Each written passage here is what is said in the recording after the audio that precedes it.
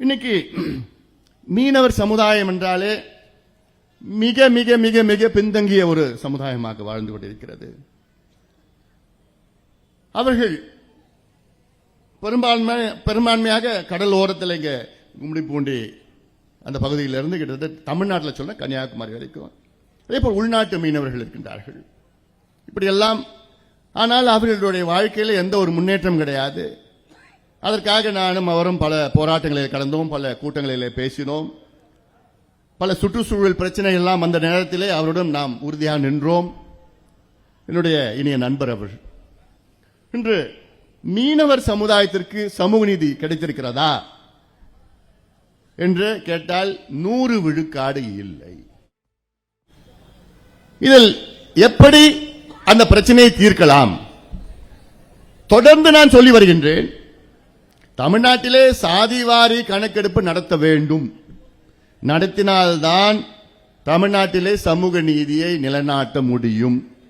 இது சாதிவாரி கணக்கெடுப்பு என்று சொன்னால் ஒரு சில பேர், என்னடா இவன் ஜாதியை பத்தி பேசுறான். சாதிவாரி கணக்கெடுப்பு ஜாதி பிரச்சனை கிடையாது. அதை தமிழக மக்கள் நீங்கள் நன்றாக புரிந்து கொள்ள வேண்டும். இப்போ ஒரு உதாரணம், மீனவர் சமுதாயம் இருக்கிறது.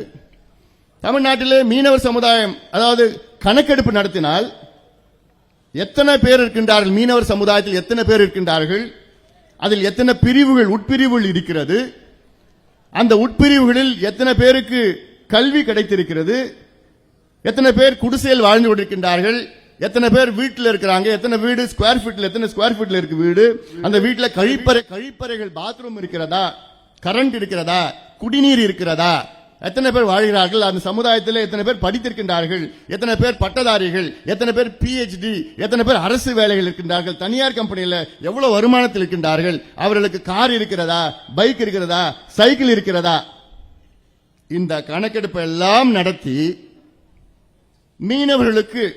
மீனவர் சமுதாயத்திற்கு தனியாக இடஒதுக்கீடு வழங்க வேண்டும். இது வழங்க வேண்டும் என்றால் கணக்கெடுப்பு நடத்தினால்தான் முடியும். சரிதானங்க? எவ்வளவு பெரிய செய்தி நான் சொல்லிட்டேன், சாதாரணமா சொல்லிட்டேன். அதான் அப்போ இதே தான் எல்லா சமுதாயங்களுக்கும். நான் உழைக்கின்ற வர்க்கம் பின்தங்கிய சமுதாயத்தோட நீண்ட நாள் கோரிக்கை, பழங்குடி பட்டியலில் மீனவர் சமுதாயத்தை சேர்க்க வேண்டும் என்ற கோரிக்கை. இது தொடர்ந்து நாம் வலியுறுத்தி போராட்டம் கூட செய்திருக்கின்றோம். ஆனால் அதை விட தனியாக கேளுங்கள், நாங்கள் இருக்கின்றோம், உறுதுணையாக இருப்போம். ஏன்னா இது அவசியமானது.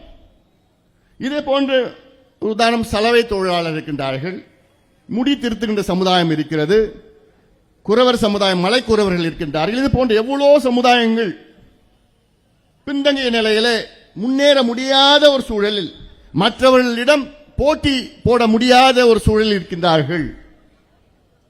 இதையெல்லாம் எப்படி தெரிந்து கொள்ள முடியும்? கணக்கெடுப்பு நடத்த வேண்டும்.